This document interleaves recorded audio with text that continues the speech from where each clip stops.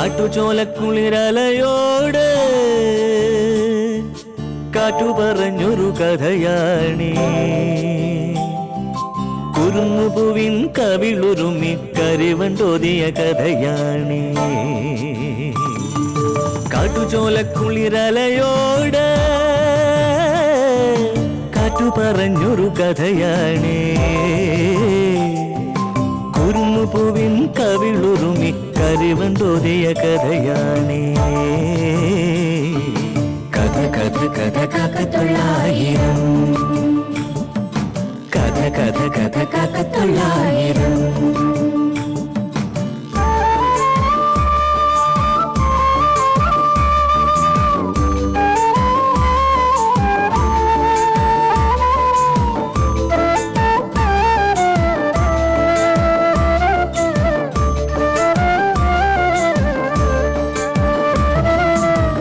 കടലിന്റെ തീരത്ത്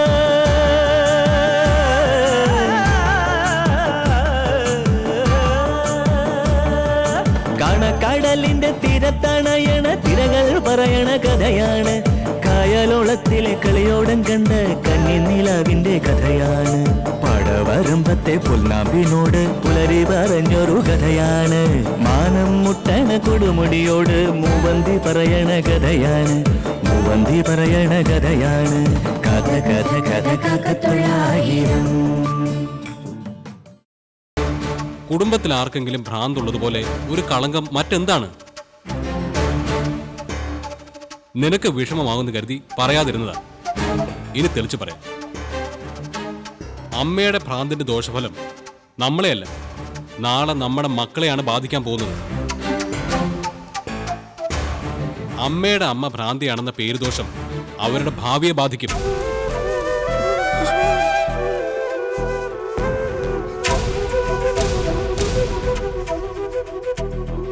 ആണായാലും പെണ്ണായാലും നമ്മുടെ കുഞ്ഞുങ്ങൾക്ക് അതൊരു തീരാ കളങ്കമായിരിക്കും. മുല്ലമുറ്റത്തെ ഭ്രാന്തിത്തള്ളയുടെ കൊച്ചുമകളെന്ന ലേബൽ അവർക്ക് പതിച്ചു കിട്ടും. നമ്മളായിട്ട് നമ്മുടെ മക്കളുടെ ഭാവി ഇരുട്ടിലാക്കണം. അപ്പോഴേക്കും ചികിത്സ കാരണം അമ്മയുടെ അസുഖം മാറുമല്ലോ. ആളുകൾ അതൊക്കെ മറക്കും. അസുഖം മാറും, പക്ഷെ ആളുകൾ മറക്കില്ല. എത്രയായാലും ഭ്രാന്താശുപത്രി കടന്ന തള്ളയെന്ന് പറഞ്ഞ് പബ്ലിസിറ്റി കൊടുത്തുകൊണ്ടേയിരിക്കും.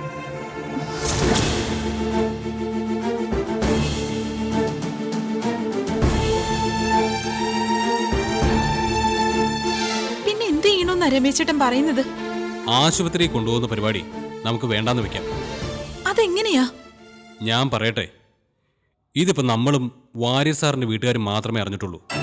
മറ്റാരും അറിയാൻ പാടില്ല. അച്ഛൻ മരിച്ചു എന്നുള്ള സത്യം ഉൾക്കൊള്ളാൻ അമ്മയുടെ മനസ്സ് തയ്യാറായില്ല. അതിന്റെ ആഫ്റ്റർ എഫക്റ്റാണ് ഇപ്പോൾ അവർ കാണിക്കുന്നത്. ക്രമേണ ഇത് മാറും. അതിനിടയ്ക്ക് ദൂരെയുള്ള ഏതെങ്കിലും ഡോക്ടറെ നമുക്ക് ഇങ്ങോട്ട് കൊണ്ടുവന്ന് അമ്മയെ കാണിക്കാം, മരുന്നും കൊടുക്കാം.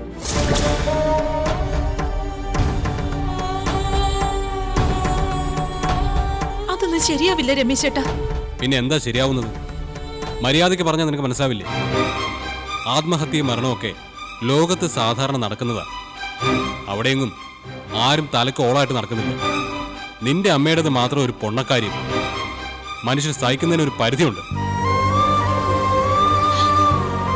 കഴിഞ്ഞ കുറേ ദിവസമായിട്ട് ഇവിടെ എന്തൊക്കെയാ നടക്കുന്നത്? ഒരാൾ ഒടിച്ചോടുന്നു, ഒരാൾ തൂങ്ങുന്നു, ഒരാൾക്ക് പിരിയളവുന്നു. നാണക്കേടുകൊണ്ട് ആൾക്കാരുടെ മുഖത്ത് നോക്കാതെയാ ബാക്കിയുള്ളവർ നടക്കുന്നത്. നിനക്ക് നിന്റെ അമ്മയുടെ അസുഖമായിരിക്കും വലുത്. എനിക്ക് എൻ്റെ കുഞ്ഞുങ്ങളുടെ ഭാവിയാ വലുത്. ഞാൻ അത്രേ നോക്കൂ.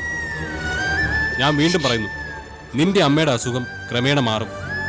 ആവശ്യമില്ലാത്ത പബ്ലിസിറ്റി ഒന്നും കൊടുക്കണ്ട. അതുകൊണ്ട് ഹോസ്പിറ്റലിൽ കൊണ്ടുപോകുന്ന പ്ലാൻ ഇപ്പം ആലോചിക്കണ്ട. കേട്ടല്ലോ?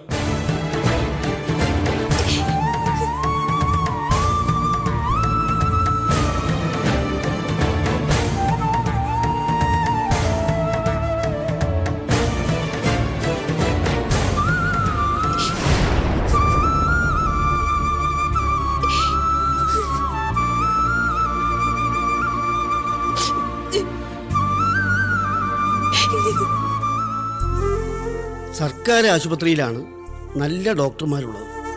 എക്സ്പീരിയൻസ് ഉള്ള നല്ല ഡോക്ടർമാരുണ്ട്. പഴയതുപോലെ അല്ല, ആധുനിക ചികിത്സാ സൗകര്യങ്ങളും ഇപ്പം ഗവൺമെൻറ് ആശുപത്രിയിലുണ്ട്. പക്ഷേ ആളുകൾക്ക് അത്ര ബോധ്യം വന്നിട്ടില്ല. പ്രൈവറ്റ് ആശുപത്രിയിൽ പോയി പണം ചെലവാക്കിയെങ്കിൽ മാത്രമേ ആളുകൾക്ക് തൃപ്തിയുള്ളൂ. രമേശേട്ടനോട് അച്ഛൻ തന്നെ സംസാരിക്കണം. ആഹാ, ഇവിടെ ഇരിക്കുകയാണോ? കാണാത്തപ്പോ ഞാൻ വിചാരിച്ചു വീട്ടിൽ പോയി കാണുമെന്ന്. അതെ, നമ്മൾ വിചാരിച്ച പോലെ അല്ല കാര്യങ്ങൾ നീങ്ങുന്നത്. ശാരദേട്ടത്തെ ഒരാശുപത്രിയിലും കൊണ്ടുപോകണ്ടെന്നാ രമേശന്റെ തീരുമാനം. ഇതാര് പറഞ്ഞു? രമേശൻ തന്നെ ഗീതയോട് പറയുന്നത് കേട്ടിട്ട് വരുവാ ഞാൻ. എന്നെ അവര് കണ്ടില്ല. അത് വെറുതെ പറഞ്ഞതായിരിക്കും. വെറുതെ അല്ല, ആശുപത്രി കൊണ്ടുപോയ ഏട്ടത്തേക്ക് ഭ്രാന്താണെന്ന് നാട്ടുകാരറിയും പോലും. അതെ, കുടുംബത്തിന് പേരുദോഷം ഉണ്ടാവും. അത് നാളെ കുഞ്ഞുങ്ങളുടെ ഭാവിയെ ബാധിക്കുമെന്നാ രമേശന്റെ വാദം. ഗീതേച്ചി എന്ത് പറഞ്ഞു? അവൾ എതിർത്തു. അമ്മയെ ചികിത്സിക്കണമെന്ന് നിർബന്ധം പിടിച്ചപ്പോ രമേശന്റെ സ്വഭാവം മാറി. അയാള് തീരുമാനിച്ചതേ നടക്കൂന്നായി.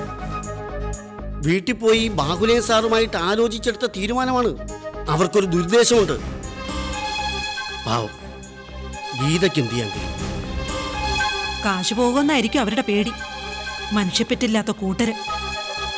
ഒരു കാര്യം ചെയ്യാം, ശാരദേട്ടത്തിയെ നമുക്ക് കൊണ്ടുപോയൊരു ഡോക്ടറെ കാണിക്കാം. അത് ശരിയാ. വെറും അയൽക്കാരെന്നതിനപ്പുറം നമുക്ക് ഈ വീടുമായിട്ട് ബന്ധമുള്ളതല്ലേ. ഒരു പേരുദോഷവും നമ്മളെ ബാധിക്കില്ല. ഒരാൾ ഇങ്ങനെ ബുദ്ധിസ്ഥിരതയില്ലാതെ നടക്കുന്നത് എത്രയാന്ന് വെച്ചാ കാണുന്നത്.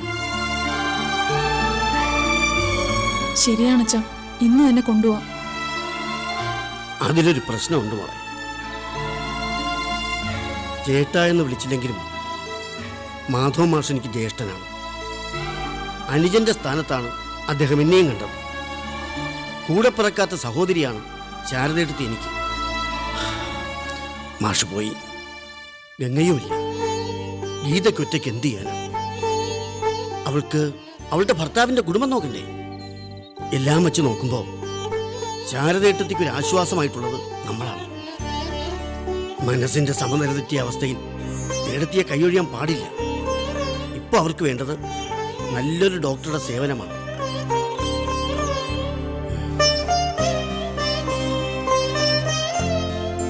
എന്താ അച്ഛാ? നമ്മളെത്രയായാലും അയൽക്കാർ മാത്രമാണ്. രമേശനെ മറികടന്ന് നമ്മൾ എന്തെങ്കിലും ചെയ്താൽ അത് ബാധിക്കുന്നത് ഗീതയുടെ ഭാവിയായിരിക്കും.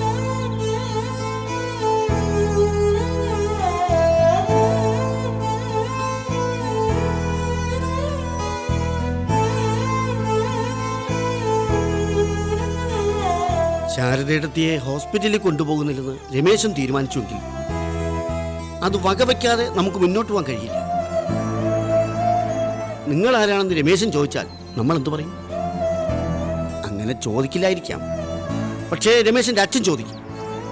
ഈ പറഞ്ഞതൊക്കെ ശരിയാ എന്ന് വിചാരിച്ച് ശാരദേട്ടത്തെ ഇവിടെ ഇങ്ങനെ ഇട്ട് നരകിപ്പിക്കാൻ പറ്റുമോ? അതിനെന്ത് വേണമെന്ന് അവരാലോചിക്കട്ടെ. എന്നാലും അച്ഛൻ ബാഹുലയൻ സാറിനെ കണ്ട് സംസാരിക്കുന്നത് നല്ലതാണെന്ന് എനിക്ക് തോന്നുന്നു. അത് ശരിയാ, ഒന്ന് ശ്രമിച്ചു നോക്കുന്നതിൽ തെറ്റില്ല. അല്ലെങ്കിൽ അതെന്നും മനസ്സിൽ വിഷമമായിട്ട് കിടക്കും. രമേശേട്ടൻ ഗീതേച്ചിയോട് പറഞ്ഞത് നമ്മൾ കേട്ടില്ല, അറിഞ്ഞിട്ടുമില്ല. അച്ഛന്റെ ഒരു അഭിപ്രായം എന്ന നിലയ്ക്ക് SIയോട് സംസാരിച്ചാൽ മതി. ആ, ചിലപ്പോ സമ്മതിച്ചാലോ? ശരിയാ, സംസാരിക്കാം. സാറ് വന്നില്ലെങ്കിൽ സ്റ്റേഷനിൽ വന്ന് കാണാൻ വേണ്ടി ഇരിക്കുകയായിരുന്നു. പിന്നെയും പോലീസ് സ്റ്റേഷനിലേക്ക് എങ്ങനെ വരുമെന്ന് ആലോചിച്ചപ്പോൾ ഒരു മടി. എന്തിനാ മടിക്കുന്നേ?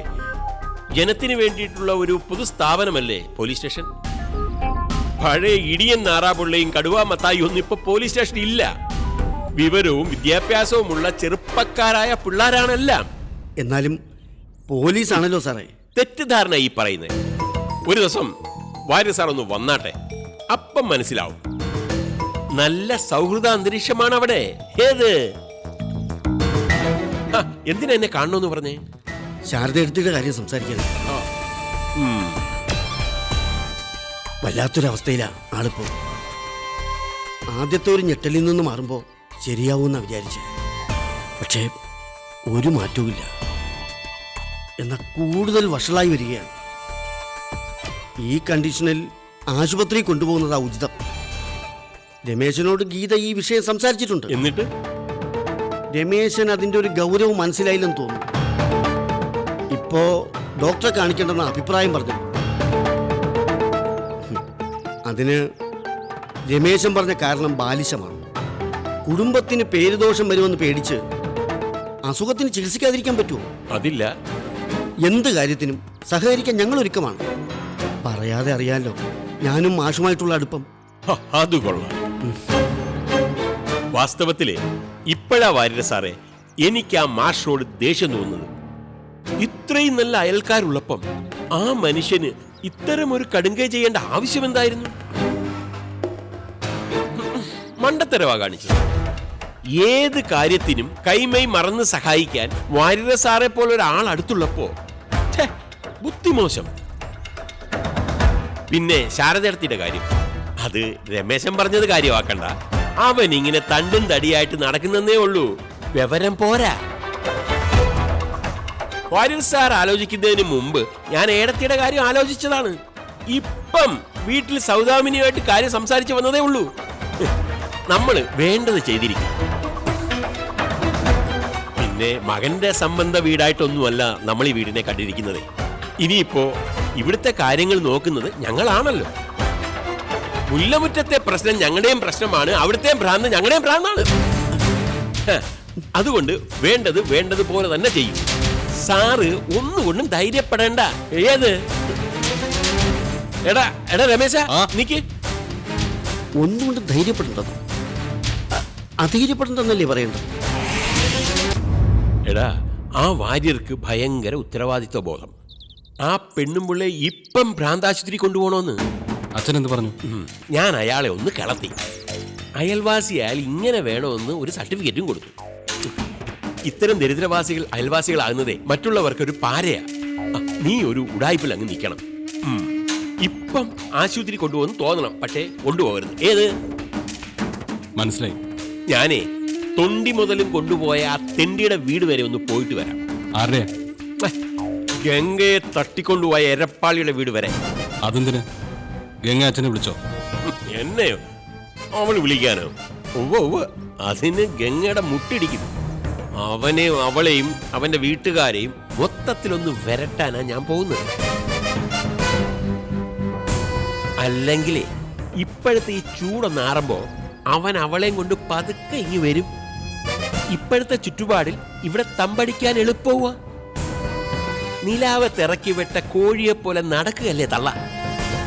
കുഞ്ചാക്കോ ബോബനെ കണ്ട പ്രേംനസീറാണെന്ന് പറയും. അതുകൊണ്ട് ഗംഗയ്ക്ക് കാര്യങ്ങൾ ഈസിയാവും.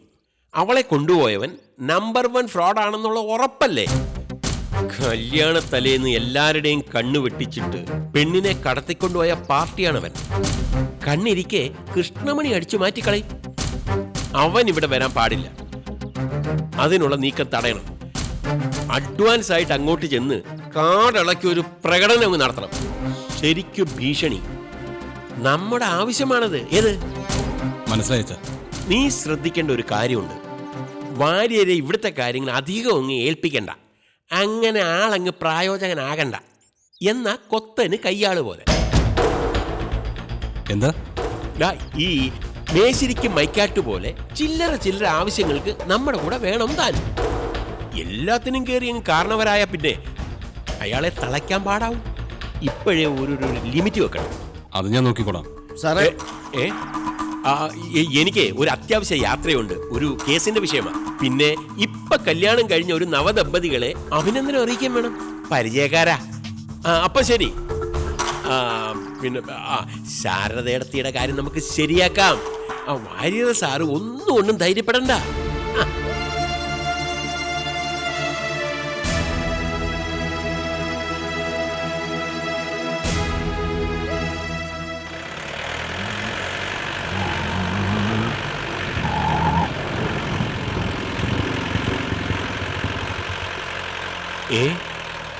എത്രേ?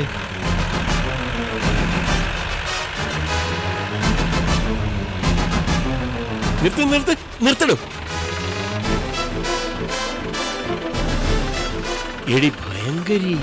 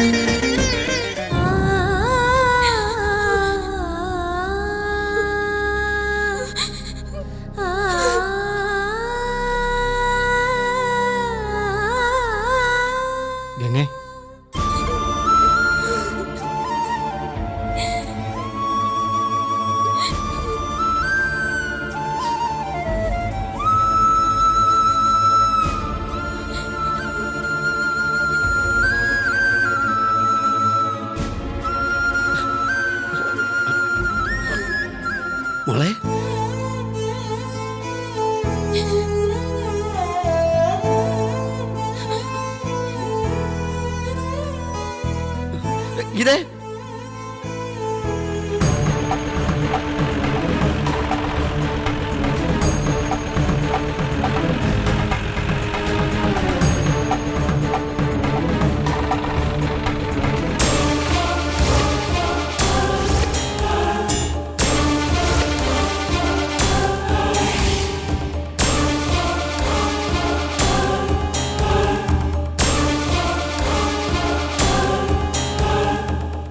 എങ്ങോട്ടാ?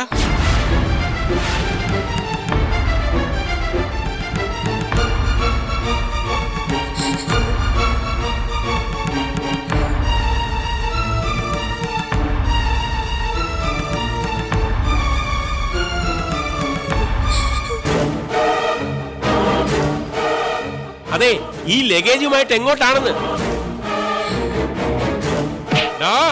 പരമ റാസ്കൽ, എങ്ങനെ ധൈര്യം വന്നിടാ നിനക്കിവിടെ വരാൻ? ഞങ്ങളുടെ കുട്ടിയെ തട്ടിക്കൊണ്ടുപോയിട്ട്. സാർ ഞാനല്ല. അടവെടുക്കല്ലേ, നീ അല്ലേ? നീ കാരണം ഈ വീട്ടിൽ എന്തൊക്കെ സംഭവിച്ചെന്നറിയാമോ? അടിച്ചു നിന്നെ. ഇത് ഗിരിയല്ല, ഗിരിയുടെ കൂട്ടുകാരനാ.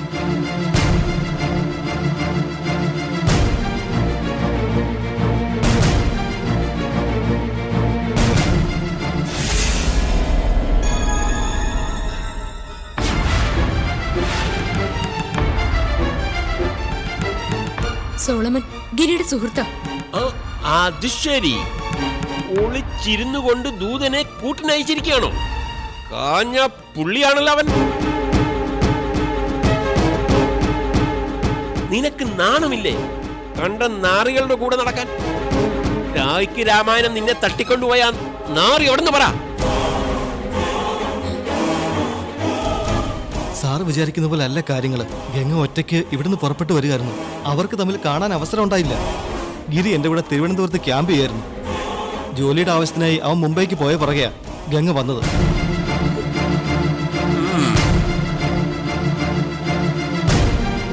പിന്നെ ഇതുവരെ അവർക്ക് തമ്മിൽ കോണ്ടാക്ട് ചെയ്യാൻ കഴിഞ്ഞിട്ടില്ല. എങ്കിൽ പിന്നെ എന്തിന് ഇങ്ങോട്ട് വന്നു? അവന് വീടും കൂടെ ഒന്നുമില്ല, തെണ്ടിയാണോ അവൻ?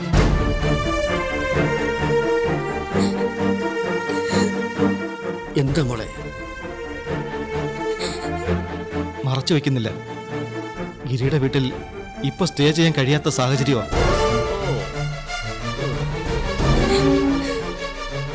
ഓ, മനസ്സിലായി. അവൻ കൈയൊഴിഞ്ഞു. എത്തും പിടിയുമില്ലാത്ത ഒരവസ്ഥ.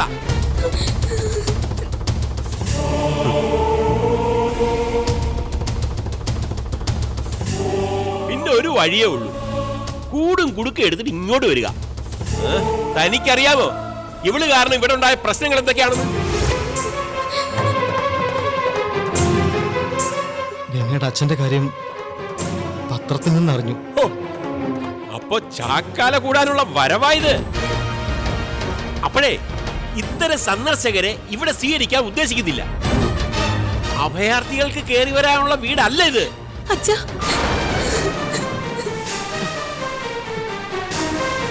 പറഞ്ഞത് മനസ്സിലായില്ലേ? ഇവിടെ നിന്നെ ആരും കാത്തിരിപ്പില്ലാന്ന്. ഈ വീട്ടിൽ കടക്കാനുള്ള അവകാശവും നിനക്കില്ല. സാറേ, വാര്യര് ഇതിൽ ഇടപെടണ്ട. കാര്യമൊക്കെ കാര്യം. ഇത് പക്ഷേ കുടുംബത്തിനകത്തുള്ള പ്രശ്നമാണ്. പുറത്തുനിന്നുള്ളവരുടെ അഭിപ്രായം ഇവിടെ ആവശ്യമില്ല. എന്നാലും ബാഹുലേ സാറേ, മാഷിന്റെ മോളല്ലേ ഗംഗ? ആ വിവരം ഈ മോക്കുണ്ടോ? എവള് കാരണം അങ്ങേരാ ഫാനിൽ കെട്ടി തൂങ്ങിയില്ലേ? അയ്യോ, വേണ്ട. കരഞ്ഞാലൊന്നും ഇവിടെ ആരുടെ മനസ്സലിയില്ല. അത്ര വലിയ അപരാധമാ ഈ കുടുംബത്തോട് നീ കാണിച്ചത്. സർ, കഴിഞ്ഞതൊക്കെ കഴിഞ്ഞു. എന്തോ? ആരും ഒന്നും മനഃപൂർവ്വം ചെയ്തതല്ല, ഒക്കെ സംഭവിച്ചു പോയതാ. സാറിന്റെ പേരെന്താ പറഞ്ഞ? സോളമൻ. ഈശോ മിശിഹായി സ്തുതിയായിരിക്കട്ടെ. ഏത് സഭയാ? ഏത് സഭയാന്ന് പറഞ്ഞില്ല. ഓർത്തഡോക്സ്. അതിലും വലിയ ഓർത്തഡോക്സ് ആണ് ഇവിടെ ഉള്ളത്. സോളമൻ കാര്യങ്ങൾ സോൾവ് ചെയ്യാൻ വന്നിരിക്കുകയാണെന്ന് ഇപ്പം മനസ്സിലായി. തന്റെ പെങ്ങളാണ് ഇത്തരത്തിലൊരു തെമ്മാടിത്തരം കാണിച്ചിരുന്നെങ്കിൽ താൻ എന്ത് ചെയ്യുവാൻ? എന്റെ നിലപാട് ഇത് തന്നെയായിരിക്കും. അവളെ സഹായിക്കാൻ ശ്രമിക്കും. എന്നാലേ ഈ നിലപാട് ഇവിടെ ചെലവാകില്ല. ഗംഗ എന്തായാലും വന്നില്ലേ അച്ഛാ? അവൾ അകത്തേക്കൊന്ന് കേറിക്കോട്ടെ. ബാക്കിയൊക്കെ പിന്നെ നമുക്ക് തീരുമാനിക്കാം. വേണ്ട.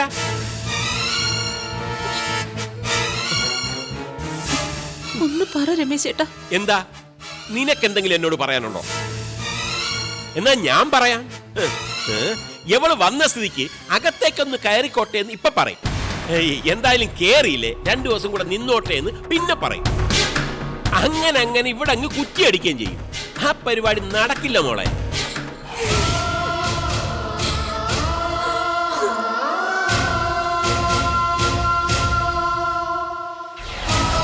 കാട്ടുചോലക്കുളിരലയോട് കാറ്റു പറഞ്ഞൊരു കഥയാണി, കുരുന്നുപൂവിൻ കവിളുരുമി കരിവൻ തോതിയ കഥയാണി. കാട്ടുചോലക്കുളിരലയോട് കാറ്റു പറഞ്ഞൊരു കഥയാണി, കുരുന്നുപൂവിൻ കവിളുരുമി കരിവൻ തോതിയ കഥയാണി.